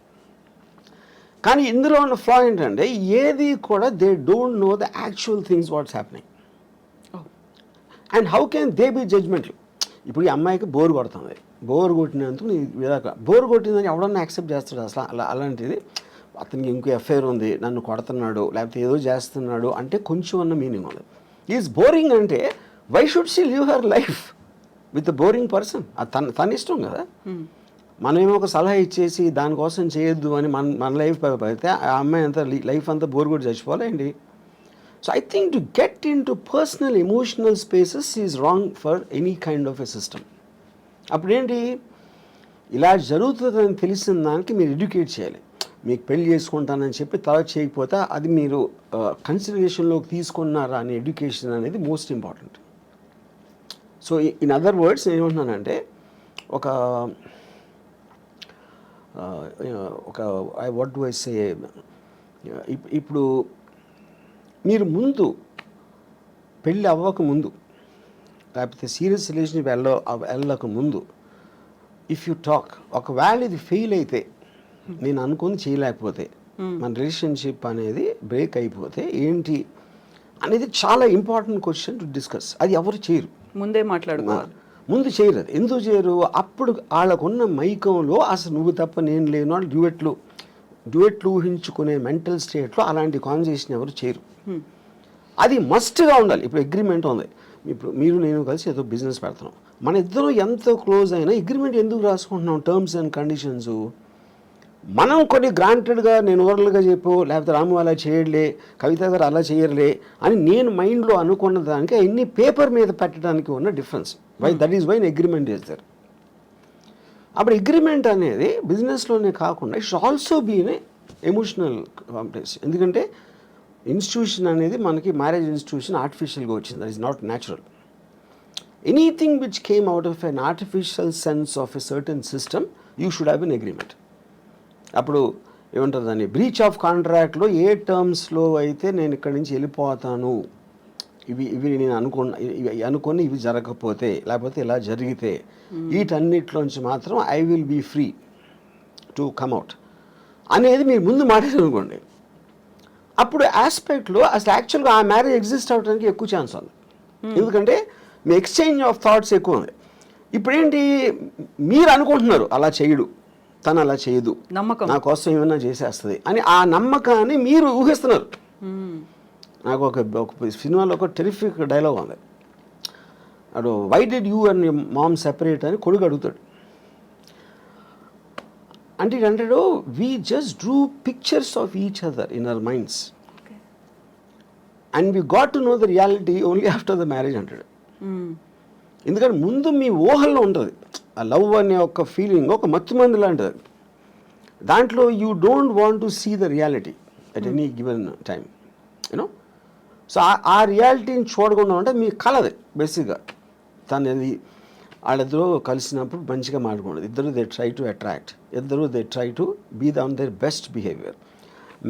అది మీరు ఆ టైం చేయగలుగుతారు. కానీ మ్యారేజ్ అయ్యాక ఎప్పుడైతే ఒకే ఇంట్లో పడుకుని లేగిస్తున్నప్పుడు అదే ఇంటెన్షన్ సస్టైన్ చేయటం అనేది ఇంపాసిబుల్, ఎవరి వల్ల కాదు. That is when the passion starts getting killed. ఇప్పుడు మనం మాట్లాడుకున్నంత ఈజీనా రాము గారు, ఈ ఎమోషన్స్ ఇవన్నీ ఉంటాయి, ఇన్వాల్వ్ అయినవి, రెస్పాన్సిబిలిటీస్ ఉంటాయి, ఒక ఫ్యామిలీ అనేది ఉంటుంది, అయిపోయింది వీఆర్ గెటింగ్ సెపరేటెడ్ అనేది చాలా ఈజీగా, నిన్నటిదాకా ఏం జరిగింది అంతా మర్చిపోదాం, ఇప్పుడు ఫ్రెష్గా ఎవరి జీవితాలు వాళ్ళు స్టార్ట్ చేసుకుందాం, అంత ఈజీ అంటారా? ఈజీ కాకపోతే ఏంటంటే వాట్ ఈస్ ద సొల్యూషన్ అంటే ఏం చేయాలి అప్పుడు? ఏం ఇడిపోతుంది. ఇంక ఫస్ట్ ఆఫ్ ఆల్ బయట వాళ్ళు సలహాలు ఇస్తారు, మన ఫ్యామిలీ ఇది అలా అలా కాదురా, ఇందాక చెప్పాను కదా, ఆ సలహాలు ఇచ్చేవాళ్ళ దగ్గర ఆడికి నోరు ఉంది కాబట్టి ఇస్తున్నాడు, వాడు అనుభవించట్లా. అనుభవించేది వీళ్ళిద్దరే, ఈ ఇద్దరిలో కూడా ఒకళ్ళే ఉండొచ్చు కూడా, ఈవెన్ దెన్. సో ఇక్కడ this whole thing is a war between an individuals freedom and living for others, compromising for others. ఇప్పుడు ఆ కాంప్రమైజ్లో మీరు తప్పైనా, ఇప్పుడు సపోజ్ నన్ను ఒక ఫిజికల్గా మీరు ఫోర్స్ చేయొచ్చు, అంటే ఒక ఉమెన్ క్యాన్ ఫోర్స్ మీ, ఒక వైఫ్, కానీ వాడికి అమ్మాయి మీద ఫీలింగ్ లేకపోతే అప్పుడు ఇంకా అసలు ఉండి కూడా లాభం ఏంటంటున్నా. The whole idea is about affection, intimacy, relationship. ఆ రిలేషన్షిప్ వాడి మైండ్లోనో ఈ అమ్మాయి మైండ్లోనో కట్ అయిపోయినప్పుడు ఇంక ఉండి కూడా లాభం ఏంటంటున్నా.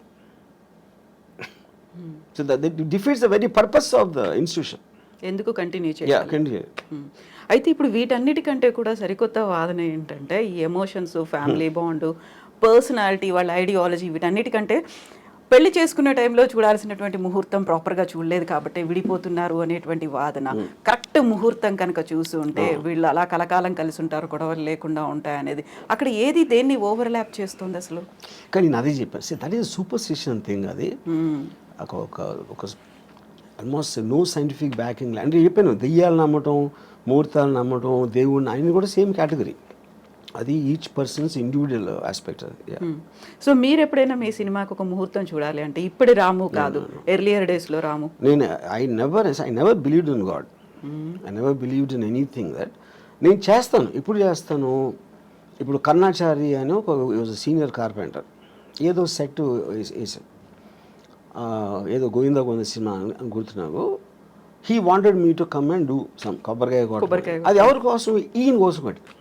ఎవరు? Karnacharya. I very respect him very much, was my father's friend. ఆయన అడిగారు కాబట్టి ఆయన కోసం అలా చేస్తాను, but I don't feel it.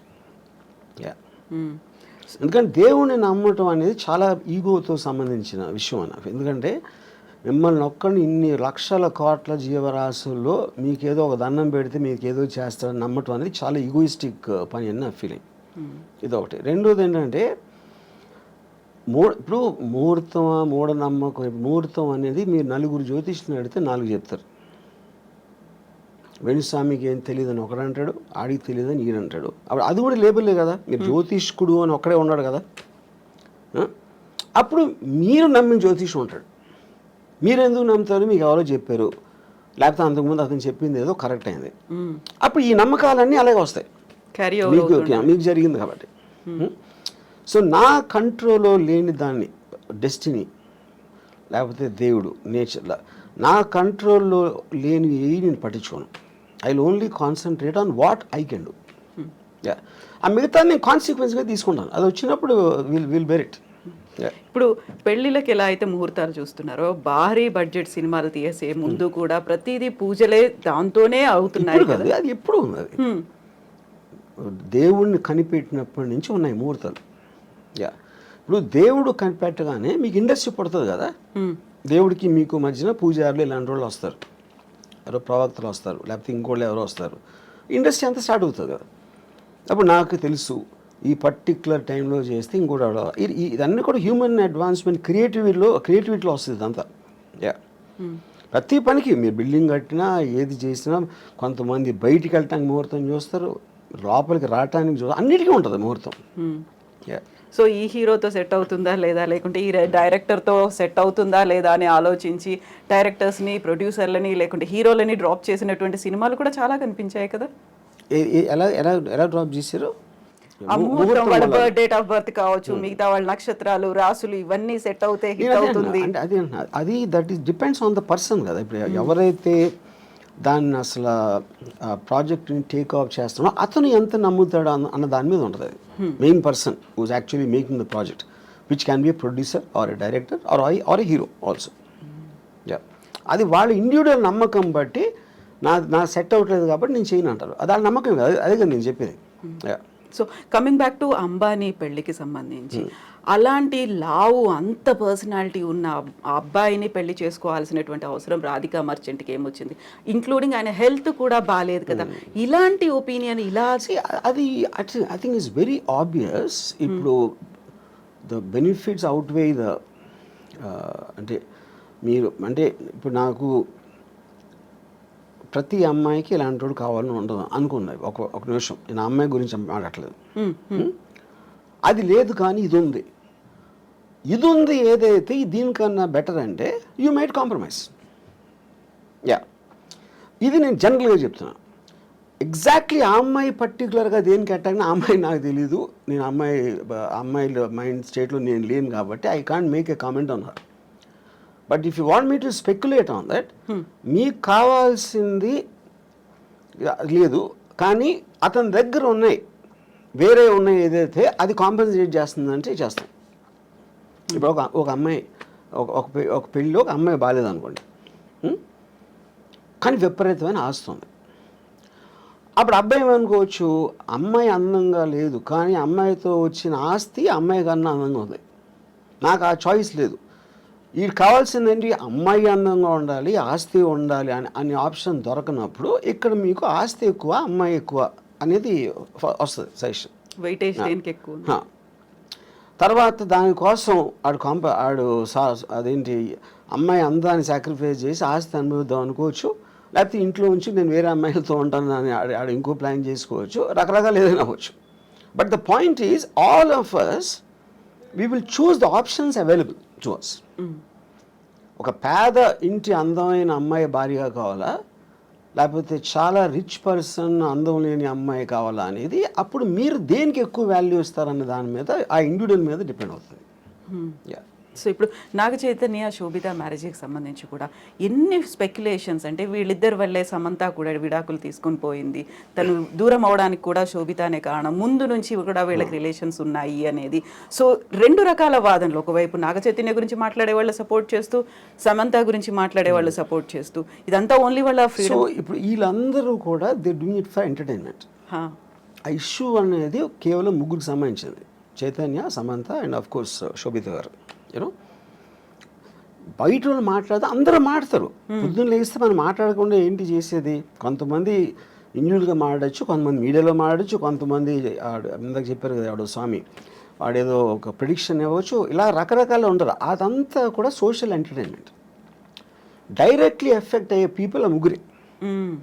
ఆ ముగ్గురు ఏమనుకుంటున్నారు మనకు తెలియనప్పుడు దాని మీద మీరు ఎంటర్టైన్మెంట్ కోసం చేయండి, మనకు సంబంధం లేదు. సో ఇప్పుడు నాగార్జున గారు మీకు చాలా క్లోజ్, పెళ్ళికి పిలిచారనుకోండి, వెళ్తారా? నో, నాగార్జున కూడా పిలవడు ఇప్పుడు రారు అని అర్థమైంది ముందు నుంచి. నాకు పెళ్ళిళ్ళకి వెళ్ళటం one of the biggest issues ఏంటంటే అందరు నవ్వుతా మాట ఏం చేస్తున్నారు ఈ మధ్యన. నాకు అలాంటి కైండ్ ఆఫ్ ఫార్మల్ కాన్వర్సేషన్స్ అంటే నాకు చాలా చిరాకు పడుతుంది. అందుకని అలాంటి ఈవెంట్స్కి వెళ్ళాను నేను ఎప్పుడు. నేను పెళ్ళిళ్ళకి అదే చావులు కూడా వెళ్ళాను, సేమ్ పెళ్ళిళ్ళకి చావులకి రెండు ఒకటే నా దృష్టిలో. చావుల్లో కూడా అందరూ మాడిమోహం పెట్టుకుని ఎలా పోయారు ఏంటో అసలు ఇప్పుడు అనుకోలేదండి, ఈ డైలాగులు అన్నీ అనాలి, సేమ్ స్టాండర్డ్ డైలాగ్స్ ఉంటాయి. అందుకని ఈ రెండు పెళ్ళిళ్ళకి చావులకి ఎప్పుడు వెళ్ళాం. స్ట్రాంగ్ స్టేట్మెంట్ కదా. సాంగ్ అంటే నాది, నా ఫీలింగ్ అది. రెండు ఒకటే. చావు అంటే మీరు వేరే లోకం వెళ్ళిపోతున్నారు అనుకున్నాం, పెళ్ళి కూడా మీరు వేరే లోకంలోకి వెళ్ళిపోతున్నారు. సో పెళ్ళి చావు రెండు ఒకటే అనడం అనేది అంత ఈజీ కాదు కదా. ఈజీగా కష్టం కాదు కదా, అది నేను అనుకునే ట్రూత్. అది పెళ్ళి అనేది మీ ఫ్రీడమ్ కోల్పోయి ఒక జైలుకి వెళ్తున్నారు, ఇక్కడ కూడా మీ లైఫ్ బతికే ఫ్రీడమ్ కోల్పోయి చచ్చారు. ఆ రెండింటికి సిమిలారిటీ ఉంది అనేది నా బిలీఫ్. అది. సో ఇలా మాట్లాడడం బ్యాడ్ కావచ్చు, కాకుంటే రాము గారితో మాట్లాడవచ్చు. What if end stage Ramu గారు ఎలా ఉండాలనుకుంటున్నారు, ఏం జరగాలి, ఎలా ఉంటే బాగుంటుందని? ఎండ్ స్టేజ్ ఇప్పుడు నేను నా పనులు చేసుకునే, అంటే నేను ఎవరి మీద డిపెండ్ అవ్వకుండా నేను చేయగలిగే, నేను చేసుకోలేని రోజు వచ్చినప్పుడు డెత్ అనేది వస్తుంది. డెత్ నేను ఏం చేయలేను. బతికుడిని కూడా ఏం చేయను అనే రోజు వస్తే నేను చచ్చిపోతాను. ఎందుకంటే I want to see what happens in the next after the death. Yeah ఎలా ఐ హ్యావ్ మై వేస్. మీరే చచ్చిపోతాను అంటే yeah I will see the most least painful death ఏంటనేది అది రీసెర్చ్ చేసి నాకు ఆల్రెడీ ఉన్నాయి నా దగ్గర ఐడియాస్. అంతే. ఎందుకంటే యూ డోంట్ నీడ్ లివింగ్ అనే పర్పస్ లేదు. If you are not able to do what you want to do, అప్పుడు బతకడం ఎందుకు అసలు? ఊరికనే చెట్టులాగా హాస్పిటల్ బెడ్ మీద ఉంటాం, అదే కదా పాయింట్, యూనో.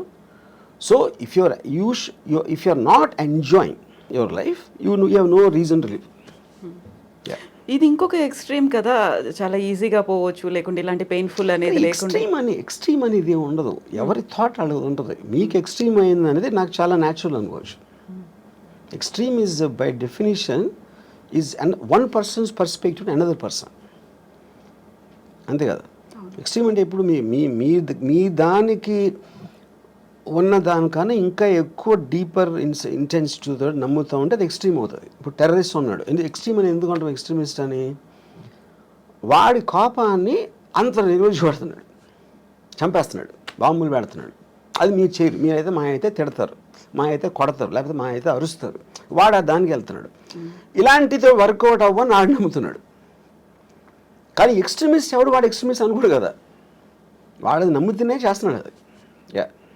సో పెయిన్లెస్గా ఉండాలి, ఈజీగా స్మూత్గా ఉండాలి అంటే రీసెర్చ్ చేస్తున్నారు. యా యా యా అందులో సూసైడ్ కూడా ఉందా? సూసైడ్ అని కావాలి కదా, లేకపోతే మీరు ఇన్ఫ్లిక్టింగ్ ఆఫ్ పెయిన్లెస్ అనేది మీరు అనుకునే పర్పస్కి ఎంత సింప్లిస్టిక్గా ఎంత స్మూత్గా జరగాలని చూస్తారు. అది బిజినెస్ అవ్వచ్చు, లేకపోతే any decision you are making, you want to make the effort lesser to get the maximum result. అప్పుడు డెత్ అనేది మీకు రిజల్ట్ కావాలి అనుకున్నప్పుడు డెత్లో ఒక పెయిన్ ఆస్పెక్ట్ అనేది ఎంతో కొంత ఉంటుంది. మేబీ ఆ ఎంతో కొంత దాన్ని రెడ్యూస్ చేయడానికి you will use your knowledge and your thinking. Yeah. So ఎప్పుడు నేను ఆ లాస్ట్ స్టెప్ తీసుకోవాలి అనేది ఏ స్టేజ్లో నేను చెప్పాను కదా, when I can do, when I have to depend on somebody else, that is the last stage for me. Yeah. It is not about the age. ఇప్పుడు సపోజ్ నాకు ఇప్పుడు మీ స్టూడియోకి ఇంటర్వ్యూకి వచ్చాను, ఇప్పుడు వెళ్తా ఒక యాక్సిడెంట్ అయిపోయి నా కాళ్ళు పోయినాయి అనుకోండి for example. So I might do it now only. లేదా నాకు 80 years 90 years వచ్చినా కూడా నేను ఇంకా చేయగలుగుతున్నాను అంటే I might not do it. So the point is not about the age, it's about your fallibility. So మనం డొనేషన్స్ వీటన్నిటి గురించి మాట్లాడుకున్నాం. ఇలాంటి సడన్ డెత్ ఏదైనా వచ్చింది అనుకున్నప్పుడు నా హార్ట్ డొనేట్ చేయండి, లేకపోతే నా ఐస్ డొనేట్ చేయండి, నా కిడ్నీస్ డొనేట్ చేయండి, ఇలాంటి జీవన్ దాన్ అనే కాన్సెప్ట్ వచ్చింది కదా. చనిపోయిన తర్వాత కూడా నలుగురిలో బతికుండొచ్చు, ఈ లోకాన్ని చూడొచ్చు అనే కాన్సెప్ట్ రాము గారికి అనిపించింది. నేను ఎందుకు చేయనంటే ఇప్పుడు see there is nothing in life which is uncertain, which is certain. మనది అయిపోయింది కదా, మన బాడీయే కదా. ఇప్పుడు సపోజ్ నెక్స్ట్ బర్త్ ఉందనుకోండి, నెక్స్ట్ బర్త్లో ఇప్పుడు పుట్టుగుడ్డోళ్ళందరూ ఎవరైతే గుడ్డిగా పుడతారో వాళ్ళందరూ లాస్ట్ బర్త్లో డొనేషన్ ఇచ్చారేమో నాకు ఒక అనుమానం. అప్పుడు దేవుడి దగ్గరికి వెళ్ళి ఇచ్చావు కదా, ఇప్పుడు అయితే నెక్స్ట్ బర్త్ నువ్వు నీ కళ్ళు లేని కూడా పడతావు అని చెప్పారు అనుకోండి, అరే అమ్మా అని నేను డిసప్పాయింట్ అవుతాను కదా.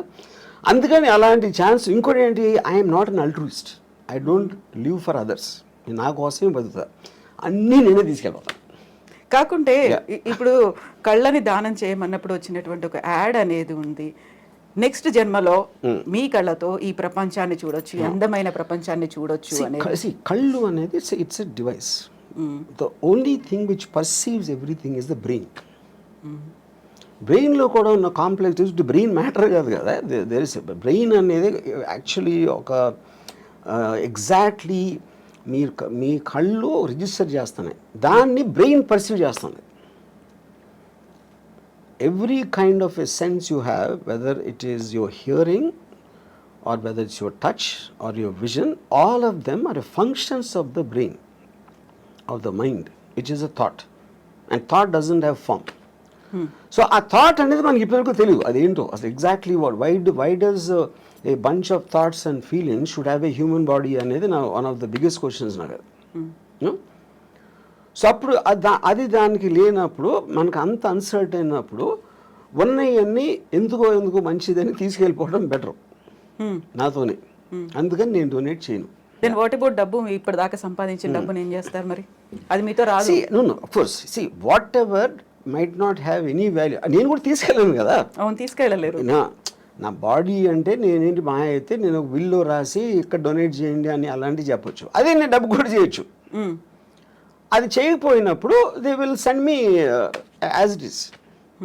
బట్ మనీ అండ్ దిస్ మీరు మీరు చెప్పకపోయినా సరే it will rightfully go to whatever the legal aspect of the hereditary laws ఏదైతే ఉన్నాయో దానికి వెళ్తుంది. So I'm not in control of that. నేను బతికున్నప్పుడే ముందే నేను అనుకుంటే ఇస్తాను, అది ఎలాగే ఇస్తారు కదా, చాలామంది చేస్తారు. వాళ్ళు దానాలు ఇవ్వచ్చు, ఎవరికో రాసేయచ్చు, ఏదో చేస్తారు. Anyway that happens. సో ఇప్పటిదాకా మీరు ఏ దానము చేయలేదు, చెయ్యరు కూడా అస్సలు? బ్లడ్ డొనేషన్ దగ్గర నుంచి నెవర్. నా ఇష్టం వచ్చిన వాళ్ళకి నేను ఐ గివ్ మనీ. జనరల్ పీపుల్కి నేను they have to have some connection to me. If they are in need మిమ్మల్ని అడిగారు అంటే, if they are in need మిమ్మల్ని అడిగారు ఆ టైం అంటే నాకు వాళ్ళ మీద ఫీలింగ్ బట్టి అడిగారు కాబట్టి ఇవ్వడం అనేది ఉండదు. అంటే ఇప్పుడు సపోజ్ ఒక అంటే ఇప్పుడు డొనేషన్ ఎప్పుడు మీరు ఒక వికలాంగులు లేకపోతే పేదలు లేకపోతే మన ఏమంటారు దాన్ని ఎయిడ్స్ అంటే ఎయిడ్స్ వచ్చినప్పుడు చెప్తున్నాను. అంటే I'm just what ever comes to my memory అలాంటి ఆస్పెక్ట్స్లో. ఎందుకంటే ఒక జాలి ఉండాలి, ఒక ప్రజలకు సేవ చేసే. ఇప్పుడు నేను సేవ చేసేది కేవలం అందమైన అమ్మాయిలకి.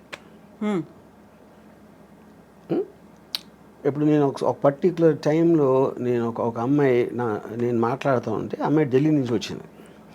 తను ఆ పార్టీ మన కేజ్రీవాల్ అరెస్ట్ గురించి మాట్లాడతాను. నేను వేసుకున్న డ్రెస్సు చాలా అందంగా ఉన్నావు. నేను అది అనుభవిస్తున్న టైంలో నువ్వు కేజ్రీవాల్ అరెస్ట్ గురించి మాట్లాడతావు. అలా కేజ్రీవాల్కి నాకు సంబంధమే లేదు. అప్పుడు ఆ టాపిక్ మూలాన నేను ఆనందించే ఆస్వాదన తగ్గిపోతుంది, అది డిస్టర్బ్ చేస్తుంది. అప్పుడు నీకన్నా కేజ్రీవాల్ నాకు ఎందుకు ఇష్టం అవ్వాలి, నువ్వెందుకు అనుకుంటున్నావు నాకు చెప్పాను. ఇప్పుడు ఇక్కడ పాయింట్ ఏంటి, she is concern about Kejriwal. Kejriwal లేకపోతే ఢిల్లీ పబ్లిక్ ఏమవుతారు, బీజేపీ వాళ్ళు ఏదో మోసం చేస్తున్నారు, బీజేపీ వాళ్ళు కొట్టబానుతున్నారు, ఇది అది అని చెప్తే నాకు బీజేపీ సంబంధం లేదు, కేజ్రీవాల్ లేదు, ఢిల్లీ ప్రజలు కూడా లేదు, కానీ నువ్వంటే ఉంది. అప్పుడు ఎవరి మీద నాకు ఇష్టం, మీకు వికలాంగ ఇష్టం అన్నప్పుడు నాకు అందమైన అమ్మాయి ఇష్టం. I'm just trying to give an example. So అప్పుడు నేను ఒక అమ్మాయి అందాన్ని కెమెరాలో బంధించడానికి నేను లక్షలు ఖర్చు పెడతాను. అదే లక్షలు వాళ్ళకి ఇవ్వచ్చు కదా, స్కూల్ కట్టేసేది కదా అంటే నేను చేయను. ఎందుకంటే I'm getting happiness out of that. నా కోసం ఖర్చు పెట్టుకున్నాను, అమ్మాయి కోసం కాదు. ఎవరి మూలానైతే నాకు హ్యాపీనెస్, నాకు అనేది అండర్లైన్ పాయింట్ అక్కడ. అప్పుడు పవర్ఫుల్ మెన్, బ్యూటిఫుల్ విమెన్, ఇలాంటి కొన్ని కేటగిరీస్ ఉంటాయి నాకు, వాటి మీద ఖర్చు పెడతాను. ఆ అమ్మాయి రియాక్షన్ ఏంటప్పుడు? Now she started laughing. ఎందుకు laughing? Because why is Kejriwal Delhi people and they are better then your beautiful body అని అడిగా. అది నాకు చెప్పాను. నేను చెప్తున్నాను క్లియర్గా, నాకు నువ్వే ఇష్టం, వాళ్ళు కాదని. నీ బాడీ కన్నా వాళ్ళు ఎందుకు నాకు ఇష్టం ఉండాలి అని నువ్వు చెప్పాను. Maybe in the way I talked and all that she suddenly started laughing. ఎందుకంటే ఆన్సర్ చెప్పలేక. సో కేజ్రీవాల్ గురించి వాటి గురించి అసలు మిమ్మల్ని అడగొద్దు, పాలిటిక్స్ గురించి, దేని గురించి, unless I'm interested. I might have been interested in suppose మన వైసీపీ దాంతో once the election is, I'm film maker. ఆ ఫిల్మ్ మేకర్ నేను అనుకుందా తీసాను, అయిపోయింది, ఎలక్షన్ అయిపోయింది, రిజల్ట్ వచ్చింది. So I'm off that. అంటే ఒక పర్టికులర్ సినిమా తీస్తున్నప్పుడు ఆ సినిమాకి సంబంధించిన టాపిక్లో కాన్సన్ట్రేట్ చేస్తాను. సత్య తీసినప్పుడు I was very much in to the underworld for example. 26/11 తీసినప్పుడు టెర్రరిజం. ఇంకోటి ఏదో తీసినప్పుడు ఆ పర్టిక్యులర్ సినిమా ఉన్న మూడ్లో నా కాన్సన్ట్రేషన్ అనేది డైవర్ట్ అవుతూ ఉంటుంది ఆ మ్యాటర్ బట్టి. యా, సో ఇప్పుడంతా శారీ మీదే ఉందా? బికాజ్ కరెంట్ ప్రొడక్షన్ కనుక. ఆ. యా, ఆ తర్వాత మళ్ళీ ఆ మూడ్ మారుతుంది. మారచ్చు. సో రంగీళ తీసినప్పుడు అదొక రకమైన మూడ్లో ఉన్నారు. అంటే అంటే మన మైండ్ స్టేట్ ఆ వర్క్లో ఉంది కాబట్టి దానికి రిలేటెడ్ సబ్జెక్ట్స్ మీద ఆటోమేటిక్గా మీకు అటెన్షన్ ఎక్కువ ఉంటుంది. యా, సో ఈ సినిమాలు తీసిన ప్రతి దాంట్లో కూడా అమ్మాయే కనిపిస్తుంది, అమ్మాయి డ్రెస్సింగ్ కనిపిస్తుంది, అమ్మాయిలో ఉన్నటువంటి ఆ బ్యూటీ అనేది కనిపిస్తుంది. ఇంకా ఇంతకు మించి బియాండ్ ఇంకా మీరు ఆలోచిస్తారని మేము ఎక్స్పెక్ట్ చేయొద్దు, అంతే కదా? అని ఇందాక చెప్పాను కదా నేను. అంతే. My primary thing are powerful men and sexy women, beautiful sexy women.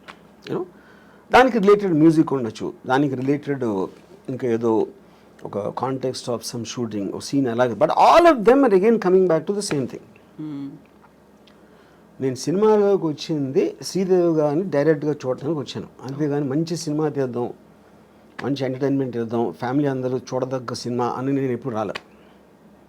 అలాంటి సినిమాలు ఏదో వచ్చి ఉంటే అది బై ప్రోడక్ట్గా వచ్చినాయి, కానీ అది నా మెయిన్ ఇష్యూ కాదు. ఫోకస్ కూడా పెట్టలేదు. నా యాక్చువల్ ఫస్ట్ ఇంటర్వ్యూలోనే నేను చెప్పాను, నాకు సినిమాల్లో నేను వచ్చింది Amitabh Bachchan's gun and Zeenat Aman's thighs అని చెప్పాను. నన్ను ఫస్ట్ సినిమాకి అట్రాక్ట్ చేసింది ఈ రెండు. యా, సో ఇప్పుడు శ్రీదేవి, అందుకని నా బయోగ్రఫీ గన్స్ అండ్ థైస్ అని పెట్టిన పేరు. అవును. శ్రీదేవి మీద ఇష్టం, బోనీ కపూర్ ప్రొడ్యూస్ చేస్తారు, జాన్వీ కపూర్తో తీయమంటే తీస్తారా? ఎందుకు? నాకు Janhvi Kapoor I don't connect were. So Sridevi connection ఉంది కదా అక్కడ. కానీ శ్రీదేవి గారు పర్టిక్యులర్ పర్సన్, ఆవిడికి పుట్టిన బిడ్డ, కానీ ఈవిడ శ్రీదేవి కాదు కదా. నాకు today somebody might like her more than Sridevi, అది వాళ్ళ పర్సనల్ విషయం. ఇప్పుడు నేను నా జనరేషన్లో నేను కాలేజ్ టైంలో ఉన్న నా మెంటల్ స్టేట్కి ఐ కనెక్టెడ్ శ్రీదేవి గారు. సో సేమ్ థింగ్ ఇప్పుడు అవ్వచ్చు. ఇప్పుడు నాకన్నా చాలా యంగ్ ఎవరు 20s 30s ఉన్నోళ్ళు దే మైట్ కనెక్ట్ జాన్వీ, చాలా శ్రీదేవి గారు కానీ చాలా ఎక్కువ చేయొచ్చు, అది వాళ్ళ ఇండివిజువల్. ఆ టైంలో కూడా somebody might like Jayaprada more, somebody might like somebody more, you know. అప్పుడు ఈచ్ ఇండివిజువల్కి వాళ్ళకున్న పర్సనల్ పర్స్పెక్టివ్ అనేది డిఫర్ అవుతుంది. సో శ్రీదేవి గారి మీద ఏదైనా బయోగ్రఫీ తీయాలి అంటే ఆలోచన? నో. శ్రీదేవి గురించి తీయాలంటే శ్రీదేవియే ఉండాలి అక్కడ, అంతే. పాయింట్ అది కూడా కాదు. అంటే ఇప్పుడు శ్రీదేవి గారి లైఫ్ హిస్టరీ అంటే నేను I want her to be a beautiful image in my mind. అలాగే ఉంది. బ్యూటిఫుల్ ఇమేజ్ అనేది నేను ఇష్టపడతాను, కానీ ఆవిడ వెనకాల కష్టాలు, అదేమైంది ఇదేమైంది ఏదో సూసైడ్ అంటే I don't want do that. I don't want get in to that space ఉంది. ఎందుకంటే ఒక పుట్టడానికి ప్రతి ఒక్కడికి అంటే అంటే ఇప్పుడు నా ఏజ్లో వెనక చూసుకుని ఏమేం చేశాను లైఫ్లో, ఏమనుభవించాను అని ఒకసారి చూస్తే శ్రీదేవి గారు one of the big reason. అలాగే జయసుధ గారు is very big reason. Bruce Lee was a big reason. Ayn Rand is a big reason. వీళ్ళందరి ఎగ్జిస్టెన్స్ వల్లనే నా లైఫ్కి ఫుల్ఫిల్మెంట్ వచ్చింది. వీళ్ళని తీసేస్తే నా లైఫ్ బ్లాంక్. అసలు నేను వెనక్కి తిరిగి చూసుకుంటే కొంతమంది వ్యక్తుల్ని తీసేస్తే my life is a full blank. But so the people influence me. వాళ్ళు నాకు ఆనందం ఇచ్చారా, ఎక్సైట్మెంట్ ఇచ్చారా, మోటివేషన్ ఇచ్చారా, లేకపోతే ఒక పాత్వే చూపించారా, ఇవన్నీ కూడా వీళ్ళందరూ చేశారు. దాంట్లో she is a very important person. Yeah. So ఇప్పుడు బ్యూటిఫుల్ ఉమెన్తో పాటుగా పవర్ఫుల్ మెన్ అన్నారు. పవర్ఫుల్ మెన్ అంటే ఎవరి మీద cinema? Powerful men Dawood Ibrahim అవ్వచ్చు, బాల్ ఠాక్రే అవ్వచ్చు. అమితాబ్ బచ్చన్ యాక్టర్, అమితాబ్ బచ్చన్ చేసిన క్యారెక్టర్ బాల్ ఠాక్రే సర్కార్ అవ్వచ్చు. లేకపోతే అంటే ఇట్ ఈస్ ఎవరో పోలీస్ ఆఫీసర్లు, ఎవరో gangsters, terrorist, Osama bin Laden అవ్వచ్చు. All of them interest me. Yeah. Porn stars అవ్వచ్చు. ఇవన్నీ చూసాము. కిమ్ గురించి కావచ్చు, జిన్పింగ్ గురించి కావచ్చు, పుతిన్ గురించి కావచ్చు, ఇలాంటి మూవీస్ కూడా వస్తాయా? పవర్ఫుల్గా ఉన్నారు. డిపెండింగ్ ఆన్ అంటే ఆ పర్టిక్యులర్ మనిషిలో ఉన్న డ్రామా బట్టి. ఇప్పుడు జీపింగ్ సూరి నాకు పెద్ద తెలియదు, ఆయన అంటే చైనా గురించి అంత నేను ఎప్పుడు కాన్సన్ట్రేట్ చేయలేదు. Putin I know, but I feel Saddam Hussein is a great character. అంటే సినిమా స్టోరీకి సంబంధించిన ఇది అని చెప్పేది. యూనో అలాగా డిపెండ్స్. ఇప్పుడు ఐఎమ్ ఆల్సో ప్లానింగ్ ఒక film 9/11 World Trade Center attack ring leader Mohammed Atta అని, అతని మీద ఒక పిక్చర్ ప్లాన్ చేస్తున్నాను. సో పవర్ఫుల్ మెన్ అంటే ఇలాంటి వాళ్ళే కనిపిస్తున్నారు. అంటే హూ మేడ్ ఇంపాక్ట్, అంటే వాళ్ళు ఒక వరల్డ్లో ఒక మార్పు తీసుకొచ్చారు. Whatever it may be negative or positive ఏది నెగిటివ్ పాజిటివ్ అనేది ఏమి ఉండదు ఎప్పుడు. దట్స్ వెరీ బిగ్ మిత్ అది. వాళ్ళు దే గో అగెయిన్స్ట్ ద నామ్. ఇప్పుడు హిట్లర్ సెకండ్ వరల్డ్ వార్ వచ్చిన మళ్ళానే ర్యాపిడ్ అడ్వాన్స్మెంట్ అయింది మొత్తం వరల్డ్ అంతా. ఎప్పుడైనా మీకు కటాస్ట్రాఫిక్ ఇన్సిడెంట్ వచ్చినప్పుడు ఆటోమేటిక్గా అడ్వాన్స్ అయిపోతుంది. అప్పుడు మీరు అలా చూసుకుంటే హిట్లర్ మంచి చేశాడా చెడ్డ చేసాడు కూడా తెలియదు. ఎవరికి చెడ్డ అప్పుడు పోయిన వాళ్ళకి. అడ్వాన్స్మెంట్ మూలాన ఫర్దర్ జనరేషన్స్ విపరీతంగా దాంట్లో దే బెనిఫిటెడ్. యా. సో మీరు అనుకున్న నెక్స్ట్ పవర్ఫుల్ మెన్ అనేది ఎప్పుడు స్టార్ట్ అవుతుంది ఆ ప్రాజెక్ట్ అనేది? Very soon. Okay, after sorry తర్వాత. ఎస్ రాము గారు, థ్యాంక్ యూ సో మచ్ అండి. మనం ఎక్కడి నుంచో ఎక్కడికో వెళ్ళిపోయాం, పెళ్ళిళ్ళ దగ్గర నుంచి మొత్తం పవర్ఫుల్ మెన్ దగ్గర కూడా వెళ్ళిపోయాము. థ్యాంక్ యూ సో మచ్ అండి.